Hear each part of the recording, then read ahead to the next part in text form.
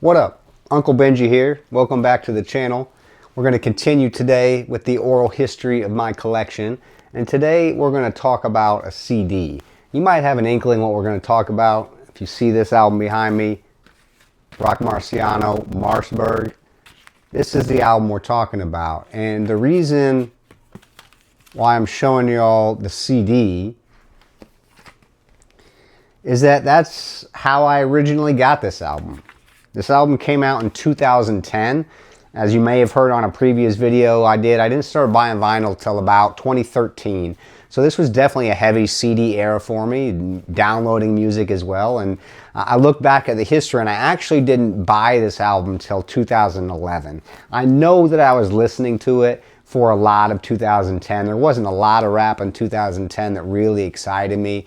And this was definitely an album that me and people that I was talking to online on message boards, we were really into. I think it was the Phila Flava message board I was frequenting back then, and I would imagine that Roc Marciano Marcberg was our consensus album of the year because it was an incredible album, highly influential to all the rap that's come out in the last 15 years, especially underground, street-oriented rap with the New York sound. In a way, Roc kind of reinvented the wheel and carved a whole new lane for anyone trying to make thoughtful street rap, hard-hitting rap, influenced so many people. The album is a really special album. It's a self-produced album. He made all the beats. So let's get into a little bit of the legacy. We'll start with a little bit more about Roc because again, like he was an MC that was around for a while before this came out in 2010. It goes back as far as I remember hearing him, I think on Busta Rhymes guest appearances. He came up under Long Island crew with under Busta Rhymes. A lot of great MCs come from Long Island, from MF Doom all the way back to EPMD, De La Soul. A lot of history from artists, rappers that come out of Long Island, and Roc comes right through that lineage. So I also heard him on this 2001 album, Pete Instrumentals. It was an instrumental album by the great Pete Rock, but he had a group that he was promoting, the UN, and Roc Marciano was a part of that group. So Roc and the other rappers in the UN have a few guest appearances on that. They also put out an album, but it was very different kind of sound than Roc eventually landed on. You can see kind of the development from hearing Roc on this album right here, Wu-Tang Meets the Indie Culture. He has a song on here with Virgil Mega from Cannibal Ox that's just an incredible song.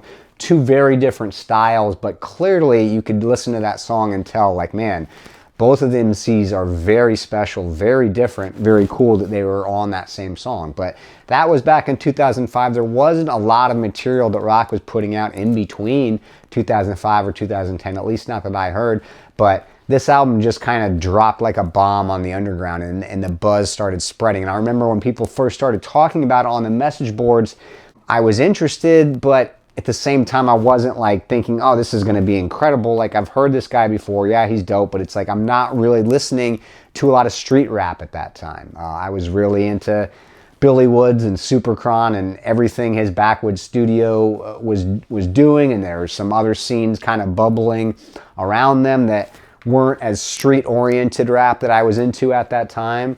So, it was kind of like it took me a second to get on that Roc Marciano bandwagon. By the time I bought this CD in 2011, I was fully on the bandwagon. And I remember this CD being in my car for maybe like a year straight, honestly, without taking it out. I played this CD so much in my car. I remember taking people in my car, giving them trips different places, and they would always be asking, like, what's this that you're playing? Like, everybody was interested in it because it sounded different from everything else at that time.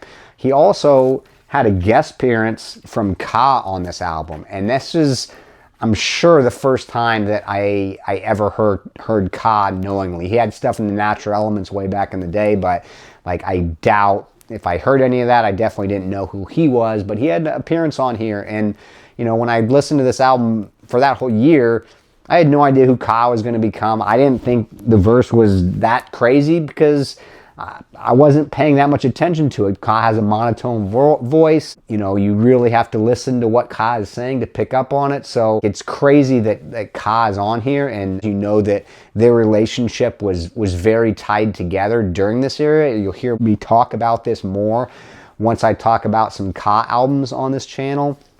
But yeah, this Roc Marciano, Marcberg, a very important album. There's like a song on here, Jungle Fever, that I think is one of the best songs in hip-hop history, that really shows you how you can use metaphors in hip-hop. I mean, talking about cocaine versus a white girl and the parallels, and when you listen to the song, you can't really tell, you know, or you maybe if you really know, you can tell what he's talking about, but you could spin it both ways and listen to the song and draw parallels from it. And it's just a sign of a really, really talented writer that's putting a lot into his work. And, you know, it's one thing just to have that metaphor on that song, but he's giving you so much of his personal history on that song alone and throughout this album.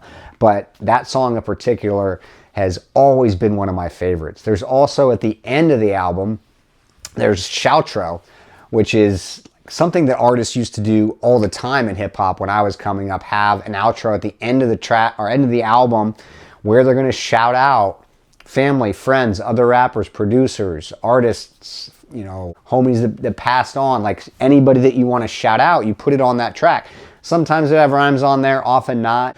Roc Marciano has rhymes on here, so that's a really cool part of this outro, to not just have a shoutro, an outro track that I love, but you get some added rhymes on there as well. This album also has a track, Hide My Tears, that you won't find on streaming, you won't find on any of the modern releases. I've gotten 2 different vinyl releases. I have this one that I forget what year it came out, but we also had another one last year, a 15-year anniversary. I purchased that vinyl as well, but neither one of them have that Hide My Tears on here. So that's a fantastic track, so definitely track it down if you haven't heard it.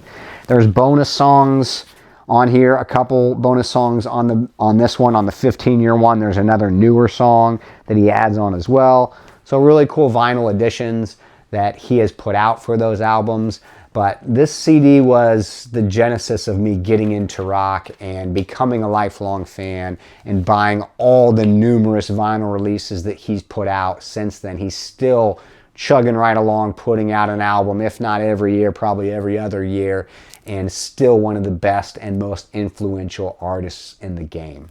On this album, the rhymes aren't super complex, or like, doesn't have like a lot of multi-rhymes where he's rhyming full bars and all that kind of stuff. It's not that kind of technically impressive. It's just a flurry of rhymes that Roc is giving to you over these gorgeous beats that he makes himself, that are very stripped down, giving you that raw loop to hit. And yes, the drums are there, but he's usually using that loop as his main focus.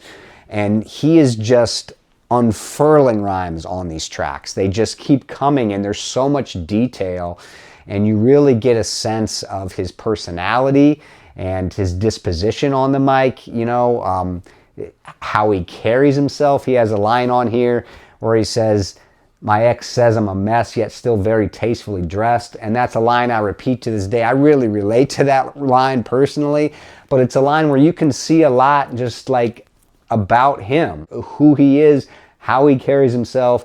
You know, if you've followed Roc for years, being fly, staying fly, looking good is just, that's a huge part of who he is and how it always has been. And whether he's dealing drugs, whether he's pimping, whatever he's doing in his life, he's living it to the fullest, and he's taking care of himself, and he's looking good. And that's just, it's aspirational music for Roc. Whether you are involved in any street illicit shit or not, you can listen to Roc and you can be like, man, I want to look good. I want to be fly. I want to be traveling the world. I want to do these things. And I want to have fun while I'm doing it. And I want to talk my shit. That's the Roc Marciano thing. And it's, you know, what makes his music, even though it's not necessarily subject matter that's always right up my alley, he does what he does at such a high level and so creatively. It's just catnip. I cannot stay away from it. And yeah, just, he's a special, special artist.